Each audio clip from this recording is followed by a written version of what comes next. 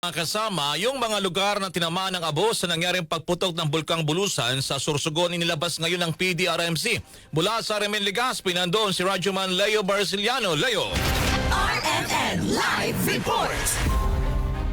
Inilabas ngayong umaga ng PDRRMC sa Sorsogon Province ang mga lugar na tumama ang abo mula sa pagsabog ng Bulkan Bulusan kanina ang 4:30 AM. Ang mga bayan na napiktuan mula sa southern portion ng bayan ng Kasiguran, western portion sa bayan ng Bulusan, coastal area sa bayan ng Pilar, coastal area sa bayan ng Donsol. Sa mga bayan naman ng Magallanes, bayan ng Bulan, bayan ng Huban at bayan ng Irusin, samantala nakarating din ang abo mula sa bayan ng Cabiria sa lalawigan isla ng Masbate. Samantala pinayuan ang mga residente dahil sa makapal na abo o malitisma na umabot sa kanila na dapat magsuot ng pismas, towel, panyo, na basa at magsombrero para di masinghot o pumasok sa mata, ilong, tainga para ligtas. At kung wala namang gagawin, manatili sa kanilang mga kabahayan. Kasama mo sa RMN Legazpi Province, Bicol Region,